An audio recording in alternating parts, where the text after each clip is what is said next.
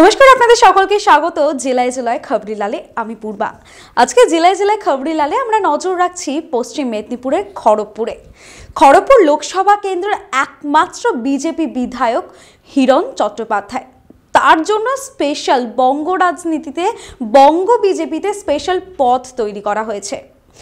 বঙ্গ BJP যুব মোর্চা সংগঠনের in charge বানানো হয়েছে হিরণ চট্টোপাধ্যায়কে। বলা চলে যে হিরণ চট্টোপাধ্যায়কে এই প্রথমবার গুরুতর একটা দায়িত্ব দেওয়া হচ্ছে, কারণ সাংগঠনিক যে রদবদল হয়েছে, আমরা কিছুদিন আগে যে জল্পনার একটা আভাস পাচ্ছিলাম যে খুব জোর বঙ্গ বিজেপিতে একটি সাংগঠনিক রদবদল হতে পারে, অনেক জায়গায় অনেকগুলো বদল, সেই বদলের কিন্তু ইতিমধ্যেই তালিকা চলে এসছে। সেই তালিকায় একটি নতুন পদ তৈরি করা হয়েছে। সেই পদ হচ্ছে যুব মোর্চা, বিজেপি যুব মোর্চা সংগঠনের ইনচার্জ পদ। সেই ইনচার্জ পদ কিন্তু এর আগে তার কোনো অস্তিত্ব ছিল না। এই পদটা তৈরি করা হয়েছে আর এই পদে বসানো হয়েছে হিরণ চট্টোপাধ্যায়কে। খড়গপুর লোকসভা কেন্দ্রের একমাত্র বিজেপি বিধায়ক হিরণকে এই পদে বসানো হয়েছে। তৃণমূলের যুব সংগঠনের কিন্তু মুখ অভিনেত্রী সায়নী ঘোষ। ঠিক সেইভাবেই কি বঙ্গ বিজেপিও এমনই বাজি রাখতে চলেছে, বাজি বলা চলে রেখে ফেলেছে। কারণ একদিকে যেমন তৃণমূলের যুবর ক্ষেত্রে মুখ হচ্ছে অভিনেত্রী সায়নী ঘোষ, সেখানে বিজেপিও কিন্তু যুব মোর্চার যে নতুন পদ তৈরি করেছে সেই পদে কিন্তু বসিয়েছে অভিনেতা হিরণকে। বিধায়ক তো বটেই, অভিনেতা যে তকমাতাটা রয়েছে সেই তকমাটা কোথাও গিয়ে একটা অভিনেত্রী ভার্সেস অভিনেতা।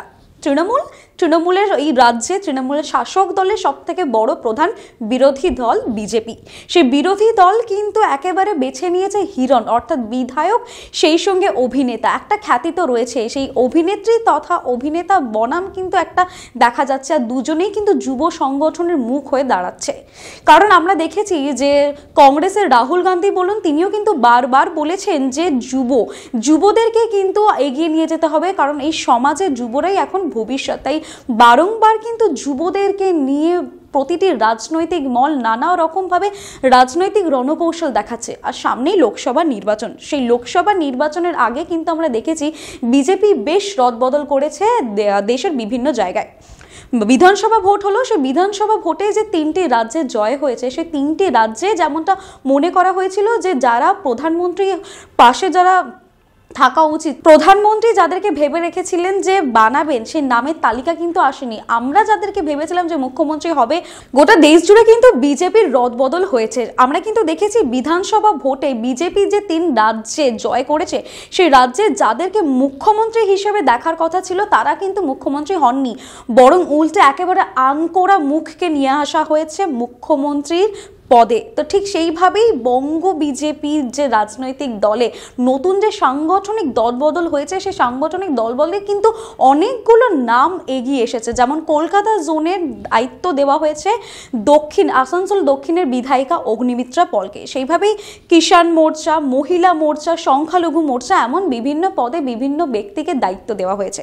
সেদিক থেকে যুব মোর্চাটা কিন্তু ভীষণ একেবারে স্পেশাল বলা চলে রাজনৈতিক দলগুলির কাছে। কারণ প্রতিটি দলই এখন চাইছে যে যুবর প্রতি একটু বেশি করে নজর দিতে। কারণ অভিষেক বন্দ্যোপাধ্যায়কেও আমরা দেখেছি যে যুবদের প্রতি নজর বেশি দিতে বলেছেন, এবং সেই সঙ্গে যে নবজোয়ার করেছিলেন সেখানেও কিন্তু যুব সম্প্রদায় যারা রয়েছেন তাদেরকে এগিয়ে আসার কথা বলেছেন এবং তাদেরকে আরও রাজনৈতিকভাবে সক্রিয় হওয়ার জন্যও কিন্তু আহ্বান জানিয়েছে। সেদিক থেকে বঙ্গে শাসক দল তৃণমূলকে কিন্তু টক্কর দেওয়ার জন্য বিজেপি একেবারে মাত দিয়েছে অভিনেতা হিরণকে সামনে নিয়ে এসে। এই পদ একেবারে নতুন তৈরি করা হয়েছে।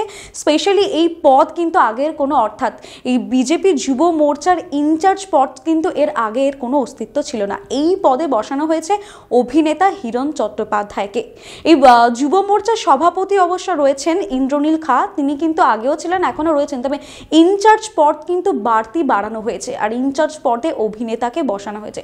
কোথাও গিয়ে একটা অভিনেত্রীর যে ফেমাস মুখ, সে পরিচিতিকে কিন্তু কাজে লাগাচ্ছে একদিকে শাসক দল। সে শাসক দলকে টক্কর দিয়ে কিন্তু বিজেপিও পিছিয়ে নেই। লোকসভা নির্বাচনে ঘুঁটি সাজাতে কিন্তু অভিনেতা হিরণকেই বেছে নিয়েছে যুব মোর্চার ইনচার্জ পদে।